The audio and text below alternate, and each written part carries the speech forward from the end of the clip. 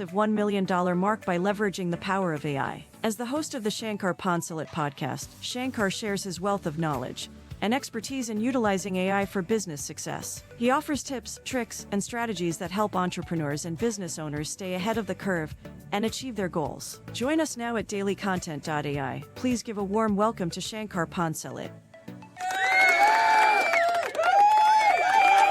All right. Thank you so much. Thank you. Well, it is good to be back. Natalie finds it very funny that I use my artificial applause, but hey, Natalie, what can you do? You were clapping, but I couldn't hear you, so, that's just what that does. It's good to see a few familiar faces here in the room. I recognize Uma. Recognize Sunil and also Gina Patel. I have seen you in previous rooms. Good to see you back. The power of these LinkedIn audio rooms is really not to be underestimated. One of the best ways, my dear friends, for you to build up a dynamic way for people to get to know you, trust you, learn from you. And that all leads to business down the road. And that's what most of us want on this beautiful platform. But that is not necessarily the main topic of what this room is about. You saw that the title is still not using ChatGPT, ? So obviously, I think that it is not very wise of you to continue ignoring that technology if you are in that situation. So, who is already using ChatGPT or any other AI language model for that matter? Please give me a thumbs up now. Okay, Sunil, Dovil, Natalie, Lisa or Liza. Yes, okay. So you are the users. And then who has not touched that at all yet? We're not judging here. Give me a clap if you have not touched that at all yet. Dimple, okay, and Ahmed. Both of you are honest enough to say you haven't touched it yet. Okay, so let me tell you why I think that you need, as soon as this talk is over, go and at the very least give it a try. Because I honestly, from the bottom of my heart, believe that no matter what situation you are in, you're a business owner, you're an entrepreneur, or you are an employee, or you're just a stay-at-home dad or mom, you are missing out on one of the most powerful tools that humankind has seen recently. AI, the way it's been trained, is much more intelligent than most of us here in the room, including myself. Certainly. It's very, very intelligent.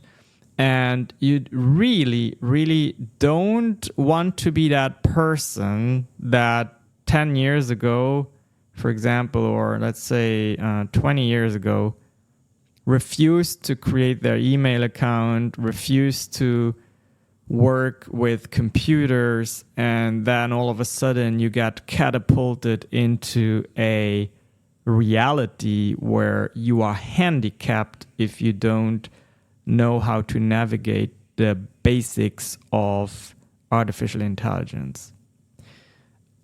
Artificial intelligence AI tools will, make no mistake, replace certain people and jobs.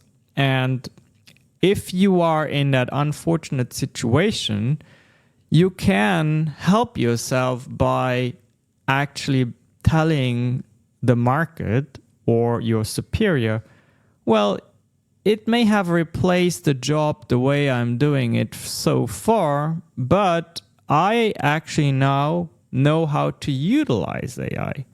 I know how to prompt it. I know how to build processes that make sense. And I know how to teach others how to work with it. And I know how to help you, dear client or dear boss. I know how to make you more efficient, make you faster, save you money, help you bring a return on investment. I know how to help you stay relevant in this ever-changing, fast-paced environment that we are in these days. So that is the situation. That is truly the reality we are dealing with. No matter what industry you are in, I am part of a group called Entrepreneurs Organization, and it is an invite-only group, and you need to make at least $250,000 to even be part of it, and that, and then once you are given several years to cross that 1 million boundary of annual revenue. So that's a group I'm part of it, and we have had a guest speaker come to our monthly learning events, and he has shown us the incredible impact that AI has on all industries, no matter which industry you are in. Now, I am myself an expert in branding and business and healthcare, and I use AI a lot for content creation and a lot for content repurposing. For instance, this talk here is recorded, and then AI will help me turn it into a podcast, a blog post, a transcript, and so on and so forth. But there are numerous other industries where AI is going to change the world or has changed the world overnight. The examples we were shown were, for instance, real estate development. I am not like super familiar with it, but I know that when you purchase a plot of land, you need to run a bunch of assessments to make sure, are we in the correct zone? Can this property support a certain type of building? What are the limitations in type with how wide and how tall I can build and all of that? And these assessments used to take months and months, and now we have tools out there where AI does that in minutes. Similarly, if you are in the financial industry, taking in a company's quarterly report, financial report, and comparing it to a competitor and having all the different metrics outputted so that the investors can have a review of the investments. That too used to take several weeks with entire teams to do that. Now can be done within minutes. Another example we saw was radio hosting in the middle of the night. It's hard to find DJs, and we have AI technology now that can host radio shows. It can react to your taste of music. It can react to local events, include some news and some weather reports and all of that. Very powerful as well. The other, and that's the last one I will mention, is the construction industry. They have cameras that they attach to cranes, and then the cameras capture the activities on the construction site, and a lot of interesting data can be derived from that in terms of predicting when the building construction is achieved, and also the AI will help you guide in terms of what is the next step. How are we doing this process as efficiently as possible? When do we need to order more materials and all of that? So you can imagine, and also in the advertising industry, one last point here, I mean, for those of you that spend money on paid ads, if in the future those ads are not backed by AI technology that optimizes spend rate, click rate, and all of that, imagine you adjust your ad settings basically by the minute according to several factors to constantly optimize your output. Now you can see how a human being who maybe sets up that ad once and then lets it run for a week and then revisits it, that can never compete with an AI that looks at thousands of signals and updates your ad strategy by the minute, right? So let's not be arrogant, please, and think that we can be better than that. Let's also understand that AI is something that we as humanity have brought into existence, and that every technology we have brought into existence can be used in both ways, either for the good or for the bad. Reminds me of an amazing movie that is released today, Oppenheimer, of course, with the nuclear technology, and we all know what is possible with that technology in terms of the good or the bad. In terms of ChatGPT, there were 2 updates released that I saw today. The first one is that you can now give ChatGPT basically your preference across all your prompts. So, for example, you can let it know about where you are based, what do you do for work, what your hobbies are, what you like to talk about, what your goals are. So, like a red thread, everything will now in all your conversations reflect, and ChatGPT will behave according to what you tell. I don't know that I like that. You don't like? All right, let's go, Andrea. Let's talk about it. Let's talk about it. If you want to talk about it, give us a thumbs up. Sorry, I had to jump in. How rude of you, Andrea. I know. My goodness. I'm not an AI. You're being contrarian here in this room. Tell us why you don't like it, Andrea. Okay, so I am happy, number one, that capability exists. But I do not want it to be. Is it a feature you can turn on, or is it just automatic? Now it's going to read. You can between turn all it of the on and conversations. off, and you can also change it, update it. Yep. Okay, that's good. So the reason why, well, now it's kind of obviously the fact that you can toggle that off is good. Mm-hmm. But I like to treat each conversation as I would almost like a case study or something that is completely unique and different, and I'm just trying to see what the outcome would be. I understand how it could be useful because sometimes it's just, especially when the memory is just like ChatGPT gets amnesia and it forgets what you were even talking about. Or in my case, yesterday I was using Claude.ai. We'll have to have room on that. That was an incredible experience, which I prefer the ChatGPT. Never thought I would say that. Does anybody know what Claude.ai is? Give us a thumbs up if you know what Claude.ai is. Oh, interesting. How about a clap if this is your first time you've ever heard of Claude.ai? Claude.ai. Okay, Kushbu, Dovil, Liza, Dimple. Okay. And Kendria. Yeah. Okay, so Claude is comparable to ChatGPT. Not the same interface at all. It's a different user experience in some ways, but what Shankar is talking about when he refers to conversations now, you being able to prompt across conversations. Previously in ChatGPT, it would treat each new chat as a different topic unrelated to the previous chat that you were having. Now it is changed where you have the ability to toggle that feature on or off. So if you wanted to not continue the conversation, but you wanted to continue the information contained in the previous chats, you now have the ability to do that. And so I like that it's optional. I would not like it if it was not optional, because sometimes I want it to just disregard the information and completely start over just because I'm a curious person and I'm constantly looking at different things.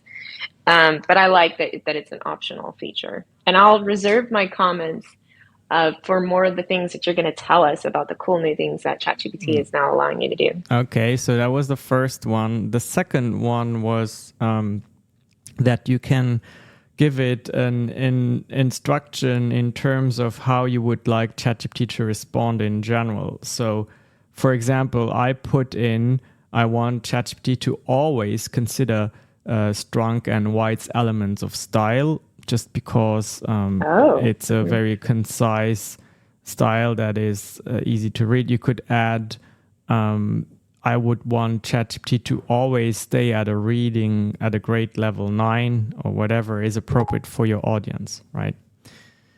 So those are the two new elements that were the two latest elements that were released. One that was released last week is the code interpreter. Very, very, very powerful feature. It turns everyone here in this room into a coder, even if they are not. You have to turn both of these features on in the ChatGPT settings. It's a beta feature. But when you have turned the code interpreter on, you can upload files such as PDF files or Excel or comma-separated values.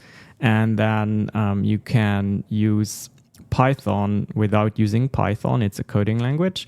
And you can generate, for example, great interactive charts, visualizations. I mean, this is so powerful that you won't believe it. Most of this is so powerful that it kind of, we are not at a level where we can leverage the potential in its entirety. This is a thing that is so smart that we have to continuously get better at understanding what we truly can do with it. It's like placing most of us in front of a jet, right? A fighter jet. And most of us wouldn't even know where to find the button to turn on the engine. Okay, this is how powerful this is. And this is why it's so important that you, no matter what level you are at right now, get over your whatever reason you have to not like it or not even want to try it. Get over that and start embracing it, because I am warning you, if you don't do that, if you are stuck in your human arrogance, if you have that, I'm not saying you all have that, but if you have that, you need to get out of that, because I don't want to be the person that you have listened to and I haven't warned you of this. Use this as a tool, be pragmatic about this, and give yourself a chance to have a fighting chance in whatever competitive situation you will be in the future. Andrea, any comments? Maybe we want also some people to share their opinion on stage. Yeah, there was something that you said that I had actually felt very strongly about, but I need you to just back up and talk about that, the two features, the last two features again. The code interpreter or the custom instructions? Before that. The custom instructions. Yeah. So you have the ability to basically let ChatGPT know throughout all your interactions who you are. Oh, I remember now. Who you are and how you would like it to behave. All right. And Andrea, come back.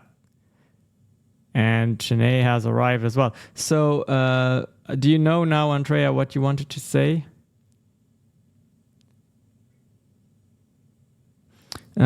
She might have a problem unmuting herself because she briefly went into the audience. Sorry, am I unmuted now? Awesome. Yes. Okay, very cool. I said I had switched to my computer and now Shanae is with us as well. Okay. Awesome. Yeah. So I was thinking about how I like for ChatGPT to determine its own tone, sometimes just based on the information that I'm giving it. So I do like having the ability to, like I said, like now speak across conversations where it's like, okay, this is just the standard. This is the, like what I want you to do, like the protocol or the voice or tonality or whatever. Or this is just the information that I want you to have like baked into you when you're considering everything, because sometimes it gets tedious, like having to retype and re-say all the things that you said before. But I do like just putting in information and it kind of, it's like if you were to put in, give it an input in the style of a doctor, it's going to respond in the style of a doctor, you know, but if you tell it to, if you give it these parameters and this way to operate, then it will obviously feed it back to you in a way that, that you're asking it to. But I kind of like it to determine it itself and then work from there like, oh, okay, you know, but, yeah, code interpreter, I don't think I will use that very much. I have a code interpreter in another office right next to me. His name is Shankar.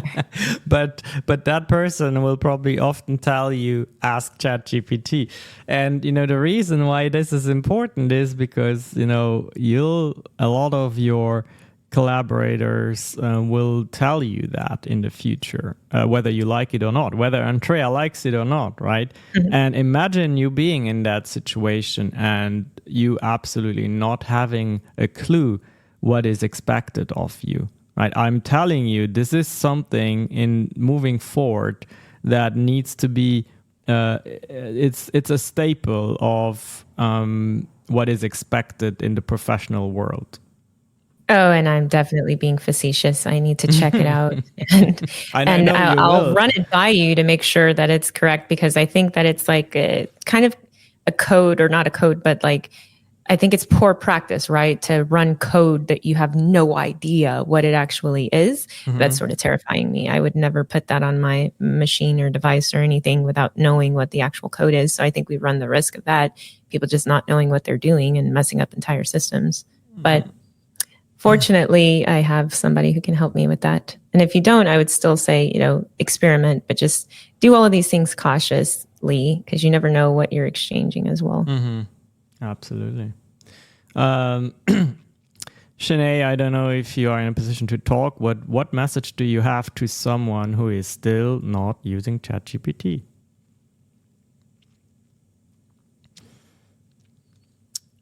And she is maybe not in a position to talk, which is fine. I know something she would say. Did you talk about how the cap has lifted? Oh, no, I forgot that. Apparently, when you are a paid ChatGPT user, you have access to version 3.5 and 4 being a much more powerful version.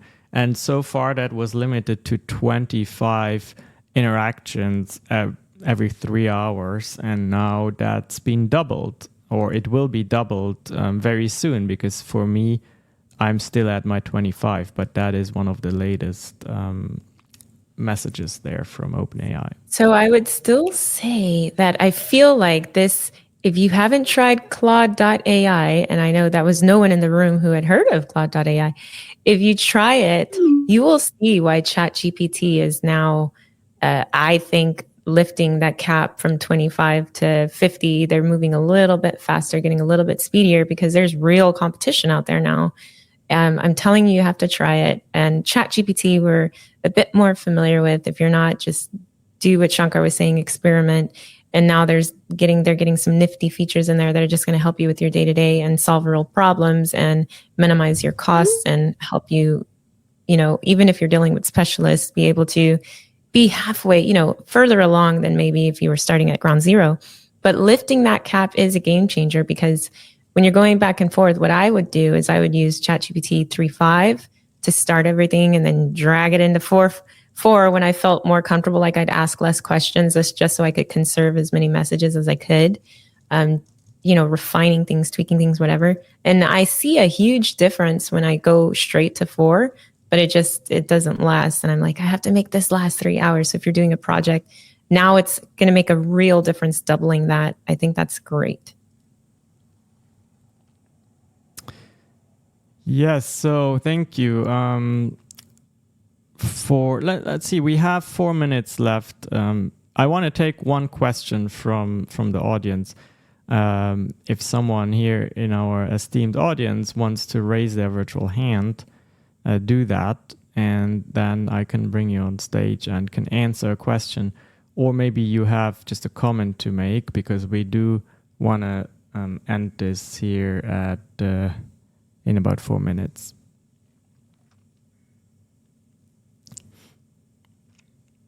Well, which one do you prefer, Shankar, Claude or GPT, ChatGPT?